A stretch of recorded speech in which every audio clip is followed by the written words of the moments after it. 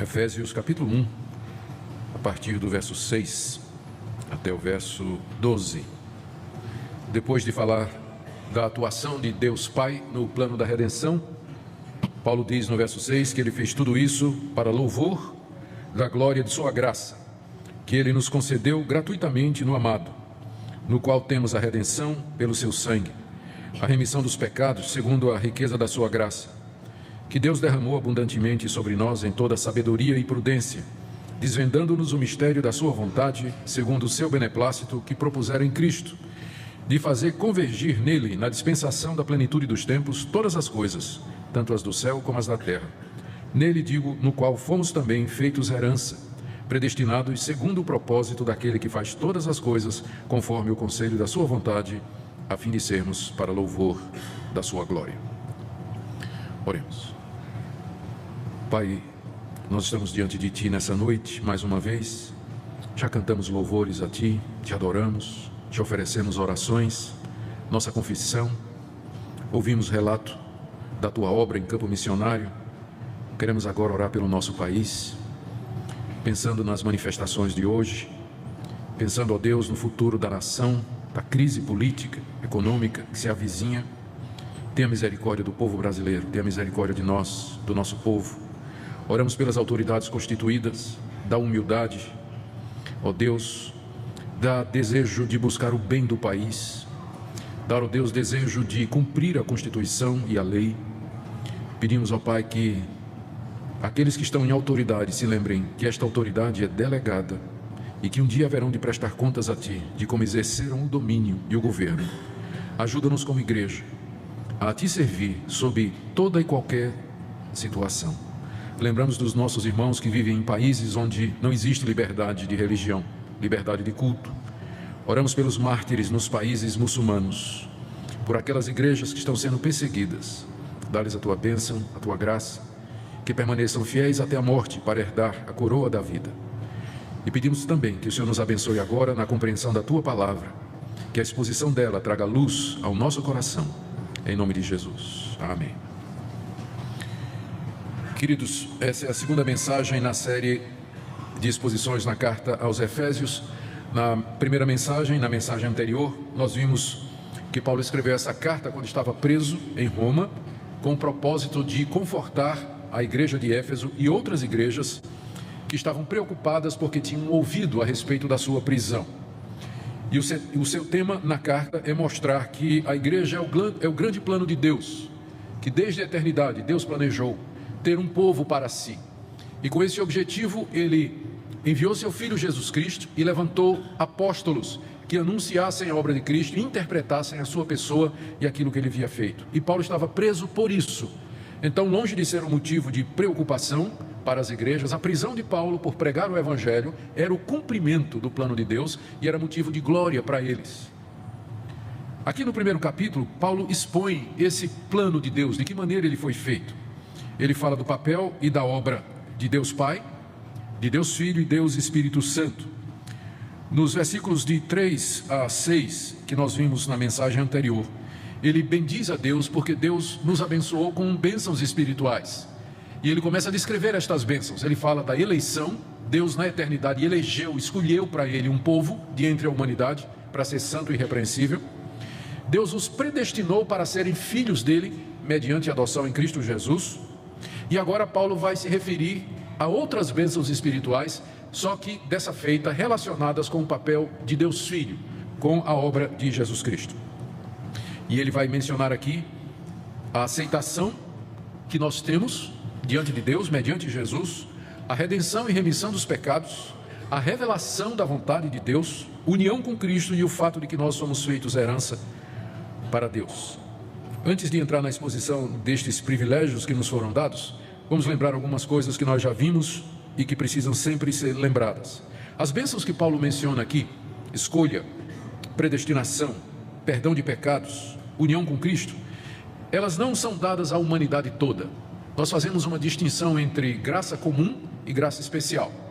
Graça comum é o favor que Deus demonstra para a humanidade, independente daquilo que as pessoas acreditam. Você vai encontrar ateu que tem saúde boa, tem prosperidade financeira, e desfruta até uma certa medida de tranquilidade e paz. Então, de onde vem isso? Com certeza não vem do mérito dele ou de fé que ele tenha, mas simplesmente do fato de que Deus faz com que o seu sol saia sobre justos e injustos e que a chuva caia no quintal de justos e pecadores. Então, nesse sentido, Deus não faz distinção. Ele abençoa a humanidade com bênçãos materiais, ele traz prosperidade para as pessoas são capacitadas, independente delas crerem em Deus ou não, com capacidade para fazer música, fazer arte, para fazer ciência, fazer pesquisa, fazer descobertas, pessoas que têm habilidades extraordinárias e que não querem nada com Deus. Tudo isso é a graça especial, é a graça comum de Deus. Com ela, Deus abençoa a humanidade. E se não fosse isso, o mundo seria insuportável, seria um lugar impossível de viver.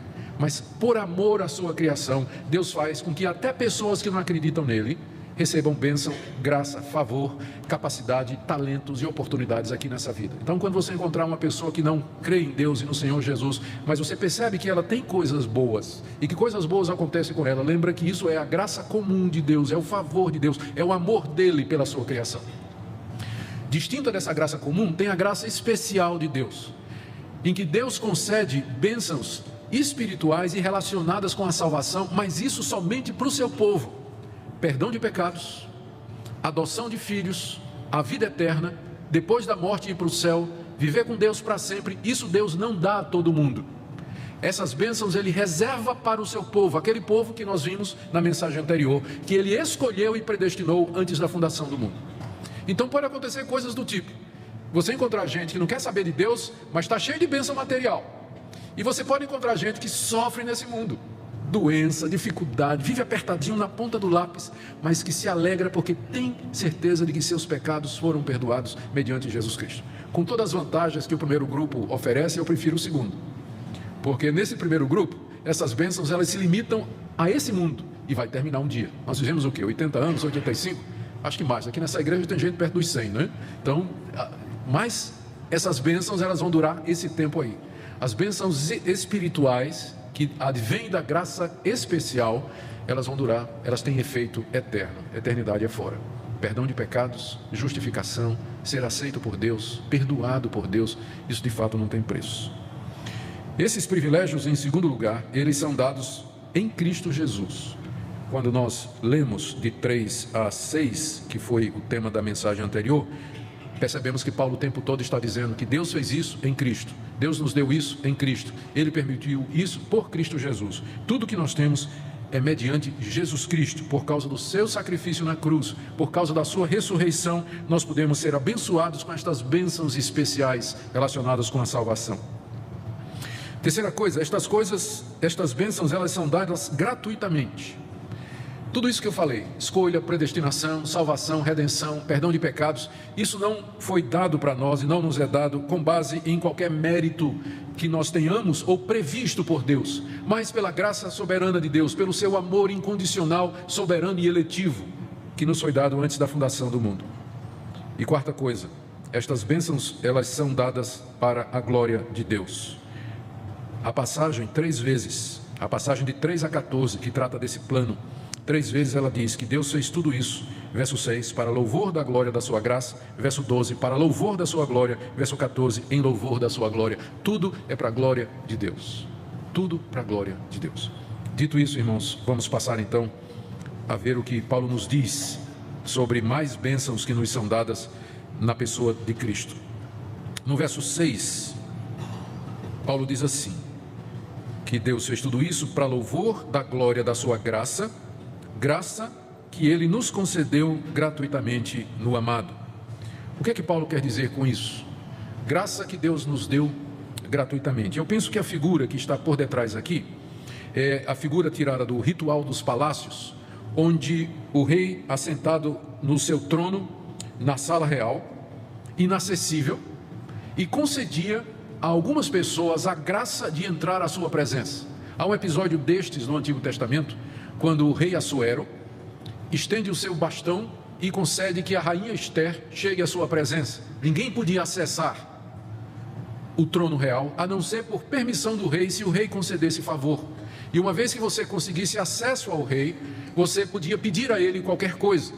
A gente vê isso no episódio da rainha Esther no Antigo Testamento. Isso era uma prática no mundo oriental. Eu penso que é essa figura que Paulo está usando aqui. É como ele está dizendo: Deus concedeu a nós a graça de entrarmos na sua presença. Deus é o soberano Rei do universo. Ele está sentado no trono do mundo. Ele tem todo o poder no céu e na terra. Nós não podemos chegar à presença dele sem sermos convidados e sem que ele abra a porta, estenda o seu favor e nos convide à sua presença. Mas Deus nos deu graça, temos acesso a Deus, é isso o favor de Deus. Nós podemos chegar à presença do Rei do universo e diante do seu trono pleitear com ele a nossa condição, a nossa situação, entregar diante dele as nossas necessidades, confessar os nossos pecados, pedir perdão, acesso a Deus.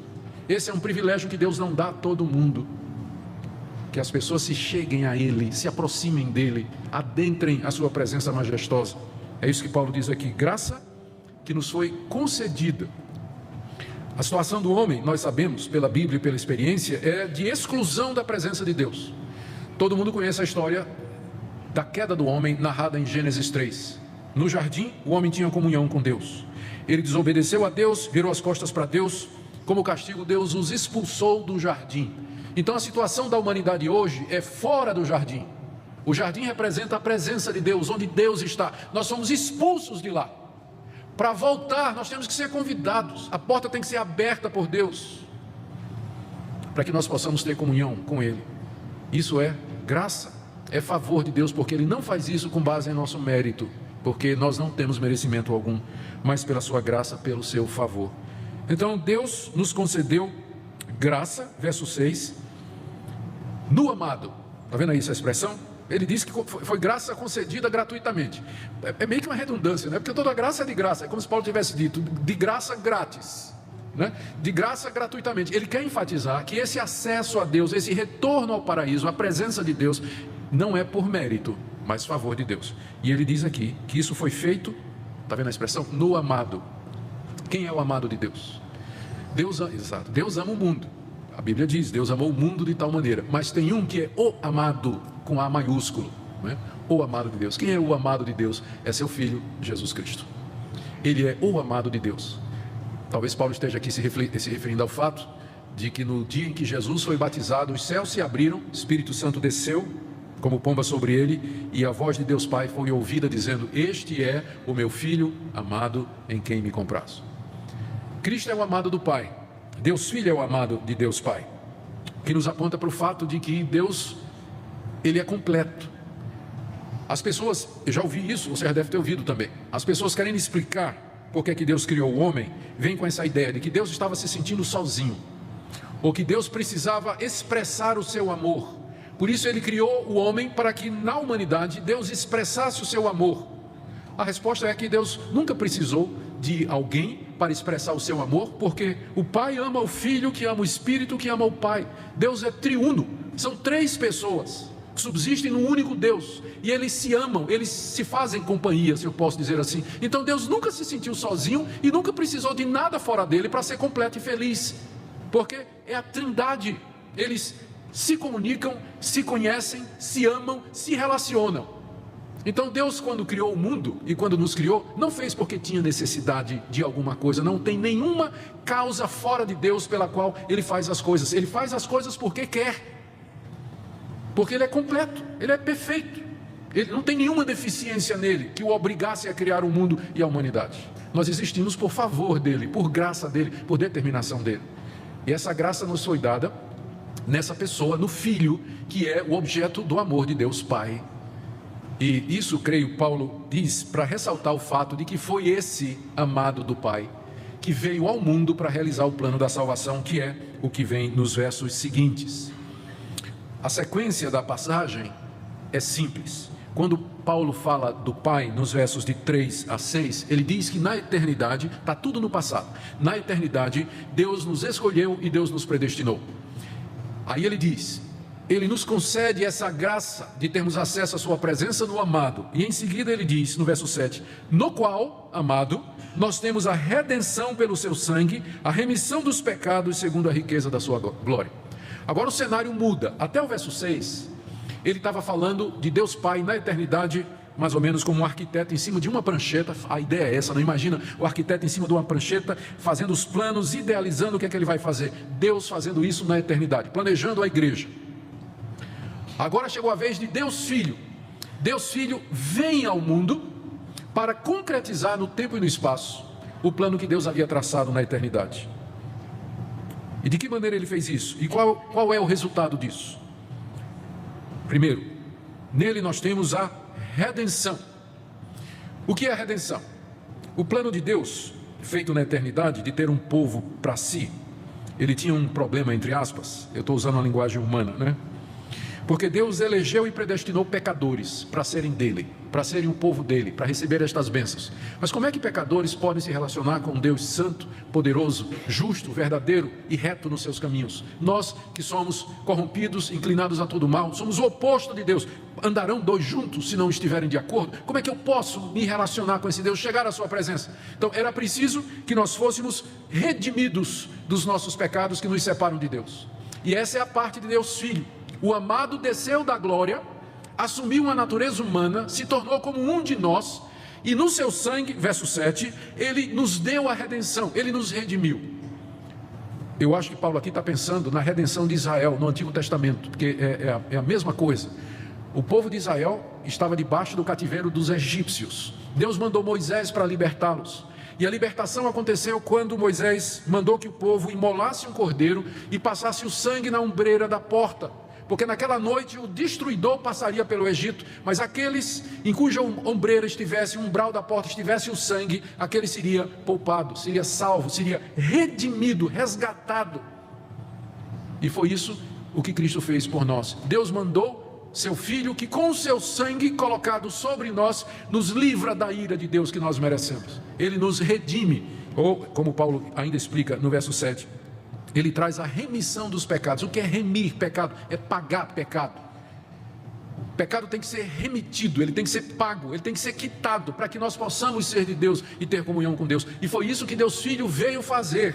Ele assumiu a figura humana, ele se tornou um de nós, para que nele Deus cumprisse toda a justiça, para que pelo seu sangue nós pudéssemos ser redimidos e resgatados para pertencermos a Deus. No qual, verso 7, temos a redenção pelo seu sangue, a remissão dos pecados, e isso segundo a riqueza da sua graça. Graça, ele diz aí no verso 8, que Deus derramou abundantemente sobre nós em toda sabedoria e prudência. Nós estamos diante da doutrina central do Evangelho. O Pai planejou e o Filho executou. Foi isso que ele veio fazer. Com o seu sangue, ele nos redime e traz perdão de pecados. Sem derramamento de sangue não pode haver perdão de pecados, ou o seu ou de Cristo. Mas sem derramamento de sangue humano não pode haver perdão de pecados. Deus mandou o seu Filho e com o seu sangue nos redime. Se você não crê nele, se você não recebe, não aceita, será o seu sangue que vai pagar pelos seus pecados eternamente no sofrimento eterno. No sofrimento eterno no inferno. A outra bênção que Paulo menciona em seguida, está aí do verso 9 até o verso 10, é que Deus em Cristo nos desvendou o mistério da sua vontade. Deus tem uma vontade, a vontade aqui é esse plano que ele fez lá na eternidade, sobre a prancheta, e que Cristo veio executar. Só que essa vontade de Deus, que é o seu plano, é um mistério, porque, como eu disse, Deus é inacessível do nosso ponto de vista, nós não podemos chegar a Ele, muito menos saber os planos dEle, o que é que passa na cabeça de Deus, nós não temos a menor ideia de fazer isso. Então Deus nos desvendou o mistério da sua vontade. Ele desvendar significa tirar o véu. Imagina uma coisa coberta com um véu, você não consegue contemplar os detalhes, não sabe o que é que está ali, o véu é tirado e de repente você vê com clareza. É isso que Deus fez em Cristo. Ele tirou o véu e revelou qual é o seu plano. Esse plano misterioso que ele concebeu desde a fundação do mundo, antes da fundação do mundo. Verso 9, ele nos desvendou o mistério da sua vontade. Os povos andam na cegueira do seu entendimento. Os povos não conhecem a Deus e não sabem os seus planos, não têm a menor ideia do plano de Deus. Eles fazem ou tentam fazer os seus próprios caminhos, têm suas próprias ideias, concebem suas próprias religiões, fazem os seus deuses e os seus líderes, os seus ídolos. Mas Deus deu ao seu povo o privilégio de conhecer a sua vontade. Esse é o tipo de bênção que Deus não dá a todo mundo, mas Ele dá ao seu povo escolhido, eleito, predestinado, pelo qual Cristo morreu. Não somente nos dá salvação e perdão, mas conhecimento. Então quem é de Cristo, ele sabe por que o mundo existe. Ele sabe de onde veio, onde está e para onde vai. Ele sabe por que as coisas acontecem. Ele sabe que há um Deus que está agindo no mundo. E esse conhecimento, ele traz paz, ele traz tranquilidade, ele traz norte para a vida. Gente, o mundo está perdido, as pessoas estão desnorteadas. Elas não sabem quem são, algumas acham até que vieram do macaco, né? As pessoas não sabem quem elas são, qual a origem delas. Elas estão perdidas, não sabem a finalidade. E aí acabam fazendo o que tem para fazer. Pensam que estão no mundo para se divertir, para ganhar dinheiro, para gozar a vida, aproveitar o que a vida tem de bem, de bom, e se possível fazer bem a algumas pessoas. Então limitam. A visão delas é reduzida ao presente, ao material, aquilo que elas conseguem ver, experimentar e tocar. Elas não têm a visão ampla da história, do plano de Deus, de uma eternidade que foi, de um momento em que Deus criou todas as coisas com um plano e projeta a humanidade para a eternidade afora. Um plano maravilhoso do qual nós fazemos parte. Ser crente é mais do que ser salvo, é entender o mundo. Por que é que ele funciona? É ter resposta para estas grandes questões da vida. O que é que nós somos? De onde viemos? O que é que estamos fazendo aqui? Deus nos desvendou o mistério da sua vontade. O cristão, por definição, é alguém que era cego, mas agora vê. Ele agora entende. Tudo agora faz sentido. A vida faz sentido. A história faz sentido. A sua história faz sentido. Deus nos desvenda o mistério da sua vontade. E qual é essa vontade? Está dito aí, verso 9 e 10. A sua vontade é, segundo o seu beneplácito, a palavra beneplácito quer dizer o prazer dele, segundo o seu bom prazer, que ele propôs em Cristo, propôs lá na eternidade. Olha o verso 10. De fazer convergir em Cristo, na dispensação da plenitude dos tempos, todas as coisas, tanto as do céu como as da terra. Esse é o plano misterioso de Deus, de fazer a criação toda convergir para Cristo, fazer a criação toda se voltar para Cristo, fazer com que na plenitude dos tempos, que está chegando, já começou, com a vinda de Cristo, com a sua morte e a sua ressurreição, com a ação do Espírito Santo no mundo, Deus está reunindo um povo, mas esse momento se aproxima em que todo joelho se dobrará e toda língua confessará que Jesus Cristo é Senhor, para a glória de Deus Pai. A criação será liberta do cativeiro da corrupção, e Cristo reinará sobre esse mundo, e todos vão se curvar diante dele. Ele é o Senhor absoluto. Então esse é o plano de Deus, dar o seu Filho como soberano do universo, e toda a criação se humilhar diante dele, se curvar diante dele em adoração. Alguns em gratidão, louvor e adoração, e os outros condenados eternamente, mas todos submissos, todos dominados, debaixo da sua autoridade. Esse é o plano de Deus, é isso que Deus está fazendo. E ele começou mandando seu Filho, que morreu na cruz, rejeitado pelos homens, ressuscitou dos mortos, subiu aos céus, enviou os seus servos para pregar o Evangelho, anunciar o Evangelho ao mundo, chamar as pessoas, constituir um povo aqui e preparar esse povo para a glória.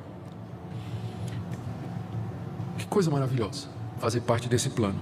E Paulo diz que ninguém vai fazer com que esse plano falhe. No verso 11 ele diz: nele, Cristo, digo, no qual fomos também feitos herança. Essa é mais uma das bênçãos que Paulo menciona. Nós somos a herança de Cristo. Se ele é aquele para onde todas as coisas vão convergir, nós somos a herança dele, o povo que ele vai ganhar como herança. Lá no livro do profeta Isaías 53, quando é descrito o sofrimento do Messias, está dito que Deus deu a ele como recompensa muitos homens. E lá no Salmo 2 está dito, o pai diz ao filho: me peça e eu te darei as nações como herança. Qual é a recompensa de Deus Filho por ter derramado o seu sangue na cruz? O que é que ele ganha com isso? A resposta é você e eu. Nós somos a herança de Cristo. Essa é a recompensa de Cristo. É por isso que na Bíblia a igreja é chamada de quê? A noiva de Cristo. Não é isso? A Bíblia fala das bodas do Cordeiro, do casamento de Cristo com a sua noiva, que é a igreja. Nós somos a herança de Cristo. O trabalho penoso dele, a agonia que ele sofreu na cruz, o que é que ele vai ganhar com isso? Nós. Um povo para si, eternidade afora, com quem ele terá comunhão e alegria. Nele nós somos feitos herança.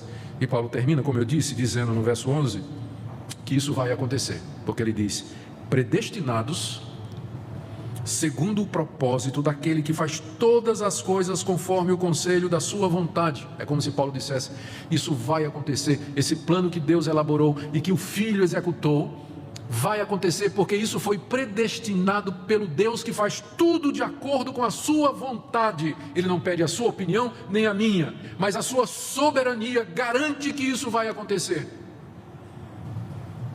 E verso 12, a fim de sermos para louvor da sua glória. Ponto.